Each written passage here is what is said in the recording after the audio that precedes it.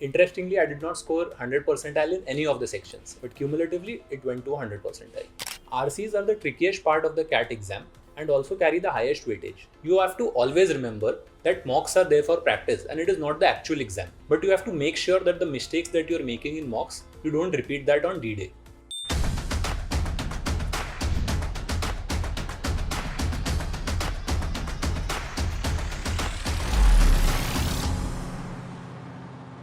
Hi everyone, my name is Kushal Agarwal and I have been born and brought up in Mumbai. I completed my graduation from MIT Manipal in 2023 as an engineer, and I had scored a 97% in my 10th and a 97% in my 12th, and my undergraduation score was 9.17 CGPA. I scored a 100 percentile in CAT 2024. Interestingly, I did not score 100 percentile in any of the sections. It was a 99.99 in VRC, 99.86 in DILR and 99.92 in QA. But cumulatively, it went to 100 percentile. So for me, pursuing an MBA was for two main reasons. Firstly, I wanted to learn from a diverse and smart set of peer group and make those invaluable connections that last a lifetime. And second, I've been working in a founder's office role for the past 2 years in two different startups and wanted to switch to a consulting career.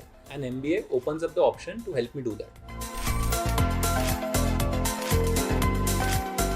So like most of you preparing for CAT, I also had a 10 to 12 hour workday in my job. But cracking CAT and doing preparation with my job was all about discipline and focus. You'll be surprised to know that once I started to do my work, do my job with 100% focus, I was able to complete my job in 8 to 10 hours instead of the regular 12 hours. This helped me save 2 hours every day, which I could utilize for the CAT prep. I also set a routine for myself so that I could religiously study for 3 to 4 hours every day on weekdays. And weekends was all about maximizing every minute that I had. Being an engineer, I leaned towards QA and DILR a lot, and in fact, I could wrap up most of the QA concepts within the first 2 months. But during that time, I neglected VARC completely, and I always used to think it's just reading and I can solve it easily.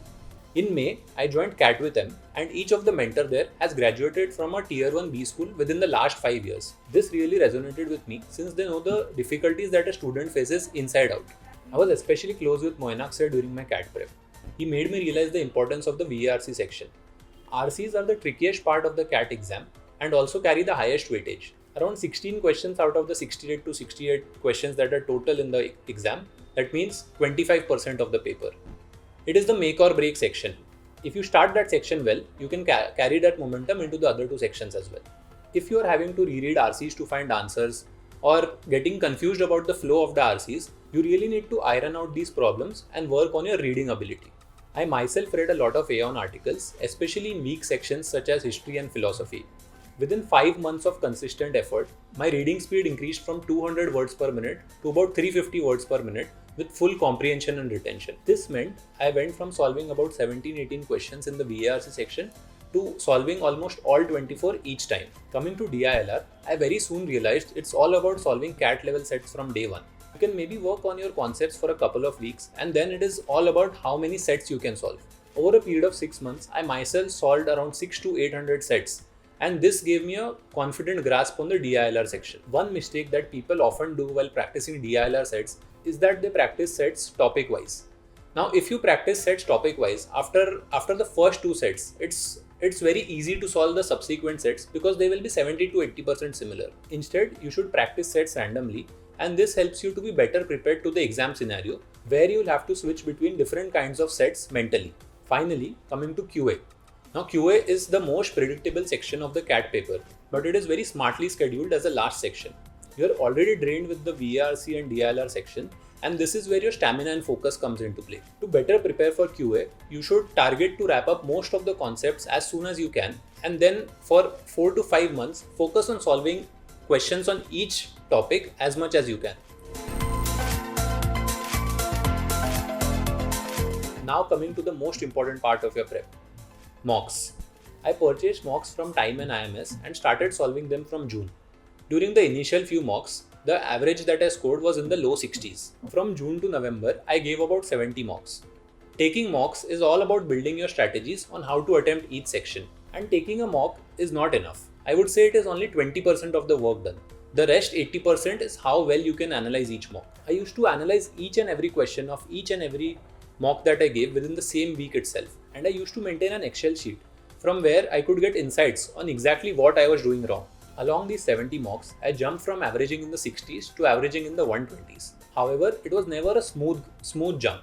I used to notice an increase in marks over 8 to 10 mocks, then stagnate there, and then again see an increase in marks. My biggest setback probably came in late September, when I went from averaging in the 90s and 100s to scoring about 60s or 70s for 5 to 6 mocks. At that moment, I thought all progress is lost. But I never lost faith in my preparation and always tried to work on improving my score. And since I had done my analysis diligently, I exactly had the data points which I needed to improve on. When you take a lot of mocks, there will be surely low scores along the way. But the key is to never take a mock score too hard and get demotivated by it. You have to always remember that mocks are there for practice and it is not the actual exam. But you have to make sure that the mistakes that you are making in mocks, you don't repeat that on D-Day. Once the CAT slots were out, I used to give my every mock in my own slot timing. I used to sit idle for 1 hour before the mock to simulate the D-Day scenario exactly. This trained my brain to be most active during those 2-3 hours of the CAT slot timing. I had also given a few mocks in the Time and IMS Center, and this helped me be better prepared for any minor hiccups that may come on the D-Day. With all my efforts during the prep, I was pretty calm and focused before the exam. I had full confidence in my preparation and strategies, and the CAT exam was basically just another mock for me, and hence I was able to keep the pressure away. I have 3 pieces of advice for anyone appearing for CAT. Firstly, CAT is a test of your focus and discipline and not just your knowledge. If CAT wanted to test just knowledge, it would have been similar to a JEE Advanced. Think about how the paper is designed and what each section is testing you for. The faster you understand that, the better you can prepare. Secondly, during prep, a lot of people will be doing a lot of different things. Mental math games, a lot of Japanese games, but you need to be wary of your time and not have FOMO. Be confident in your own prep. Listen to advice from everyone, but think before you act on it. Finally, I want to reiterate the point that giving mocks and analyzing them is the most important part of your prep strategy. I would even go on to say that giving mocks is about 60 to 70% of your prep, and the rest 30 to 40% is about getting yourself equipped to give those mocks.